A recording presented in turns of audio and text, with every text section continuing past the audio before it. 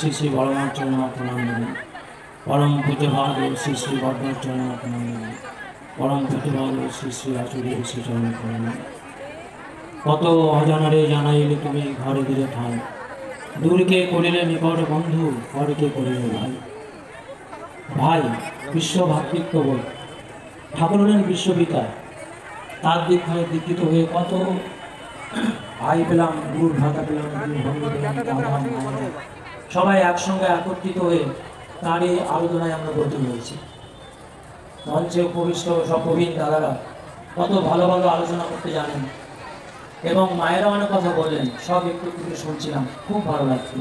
সবাইকে আমার সুস্থ স্বাস্থ্য সুদীর্ঘ যাপন প্রার্থনা করি এবং আমার শুভেচ্ছা, ছোটদের ভালোবাসা রইল, বড়দের প্রণাম রইল। ছোট্ট একটু ঘটনা বলি। এখান থেকে 1954 সাল যাদবপুর সৎসঙ্গ বিহার নাম শুনেছেন, ওখানে যিনি দায়িত্বে ছিলেন ভারপ্রাপ্ত কর্মী স্বর্গীয় শ্রীরঞ্জন দত্তদা।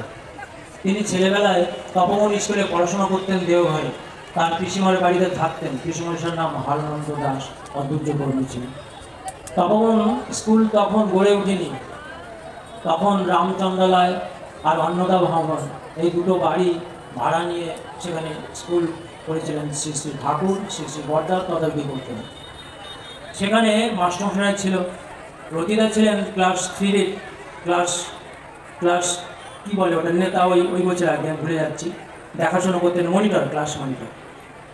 তো টিফিনের সময় সবাই বাইরে আসতেন, দোকানপাট তেমন ছিল না, তো তখন আতা, কুল, পেয়ারা এগুলো আশেপাশের বাড়িতে বা ওখানে হতো কোনো জঙ্গলে, পেড়ে সবাই মিলে ভাগযোগ করে খেতেন। হাডুডু থেকে আরম্ভ করে বিভিন্ন ধরনের খেলা খেলতেন। আবার যখন টিফিন আওয়ার শেষ হয়ে যেত তখন হাত পা দিয়ে আবার ঘরে ঢুকতেন, বিদ্যালয়ে ঢুকতেন। একদিন সবাই টিফিন আওয়ার শেষ করে যখন ঢুকছেন, রতিদার 2-3 মিনিট দেরি হয়েছে, তখনই মে আই কামিন স্যার বলে রতিদা ঢুকবেন। তখন একটা দুষ্টু ছেলে, ঋষিকেশ চৌধুরীর ছেলে, এক ভক্ত দাদা ছিলেন, উনি আশ্রমে থাকতেন। তিনি বললেন, ন্যাকামি স্যার, বিকৃত করে কথাটা বলল। রতিদা বলছেন, মে আই কামিন স্যার, আর ওই ছেলেটি বলল যে ন্যাকামি স্যার। তখন অঙ্কের মাস্টার ছিল রাসবিহারী সিনহা, তার চোখগুলো বড় প্যারা চোখ। তিনি রেগে গেলেন হঠাৎ, রতিদার কাছে আসলেন, এসে বলছেন, তুমি বলেছ গেট আউট, যাও, বলে গাঁটটা করে মাথায় মারলেন। রতিদা বললেন যে আমি কি বলিনি স্যার, অন্য কেউ হয়তো বলেছে, আপনি ঠিক শুনতে পারেন, কথা শুনলেন না। তখন একটা আসন, বই আর খালি পায়ে এইভাবে হেঁটে হেঁটে যেতেন। 15 মিনিট ধরে সেই স্কুলে হেঁটে যেতে হতো।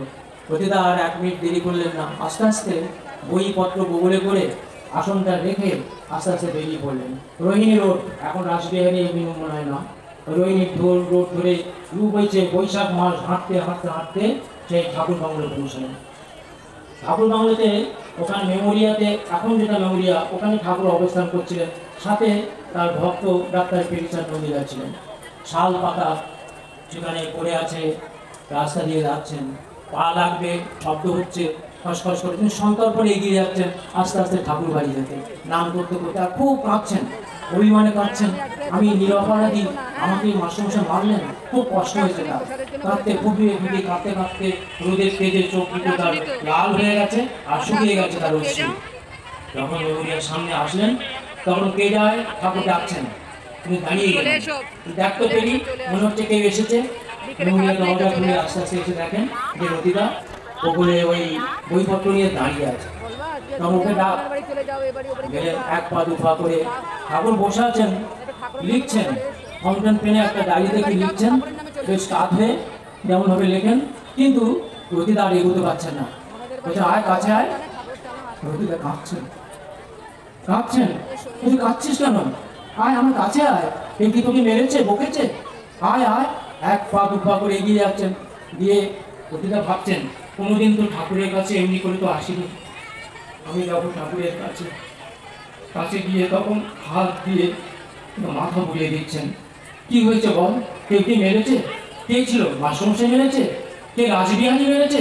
ঠাকুর জানতেন ও এইরকম ধরনের রাগী, তোর অঙ্কের টিচার মেরেছে? ঘাড় বাদ করলেন রতিদা, বলে হ্যাঁ ঠিক আছে কাঁদিস না। কি সুন্দর হাত বুলিয়ে দিচ্ছেন। রতিদা ভাবছেন, এমন অতলান্তিক ভালোবাসা যার মধ্যে পিতৃস্নেহ, মাতৃস্নেহ, সবার স্নেহ জড়িয়ে আছে। সেই ভালোবাসা কোনোদিন আমি পাইনি। চোখ উপরে অশ্রু গড়িয়ে পড়ছে বিগলিত নারী চিত্তে। তিনি চুপচাপ দাঁড়িয়ে আছেন। তখন আস্তে আস্তে তাকে বললেন, তুই যা, বড় মার কাছে যা, আমি বলে দেবো কালকে বড় কথা যাবে, আমি মাসমাকে বলে দেবো তোদের আর কাউকে মারবে না। এটা আস্তে আস্তে বড় মার কাছে গেলেন। বড় মার কাছে যেতেই বড় মা তো বুঝতেই পারেন, একটু আগে আমার রবিদা বলছিলেন যে সহধর্মী শ্রী শ্রী বড় মার থাকা এবং ঠাকুর দুজন দুজনকে সব কথা বুঝতে পারতেন, জানতেন। কাছে বসালেন, শাল পাতা আনলেন, হাত মুখ ধুতে বললেন, প্রসাদ খেতে দিলেন, খা। খাওয়ার পরে বললেন, এই 4টে টাকা নে, এই 4টে টাকা দিয়ে তুই চটি কিনবি, এই চটিটা দিয়ে তুই প্রতিদিন স্কুলে যাবি, আমার এখানে আসবি, ঠাকুর বাড়িতে আসবি। তখন বললেন, কি ভাবছিস, তুই ভাবছিস পিসিমা বকবে? না রে, আমার টাকাই তোর পিসিমার টাকা, আর তোর পিসিমার টাকা এগুলো আমার টাকা। বড় মা বলছেন, এটা নিয়ে রাখ। তারপর বললেন, এই ছাতাটা ধর, যখন আসবি রোদ্রে বৃষ্টিতে, তখন এই ছাতায় করে স্কুলে যাবি, ঠাকুর বাড়িতে আসবি, খুব ভালো হবে, যা চলে যা। 1 পা 2 পা করে আস্তে আস্তে চলে গেলেন বাড়িতে। সেই পুরনো হয়ে 15 সময় লাগে, দেখেন যে রাসবিহারী মাস্টারমশাই বাড়িতে হাজির। দেখি অবাক হয়ে গেলেন, কি জানি পিসিমা তো হয়তো বলছেন তার এই অপরাধের কথা। তখন ঘরে গিয়ে দেখেন পিসিমা বলছেন, তোর মাস্টারমশাই রাসবিহারী বাবু এসছেন, কি বস, একটু খা। না পিসিমা, আমি খেয়ে এসেছি, আমি ঠাকুর বাড়ি গিয়েছিলাম, শ্রী শ্রী বড় মা খেতে দিয়েছেন, এই ছাতা, এই টাকা পয়সা দিয়েছেন, তোমাকে পরে বলবো।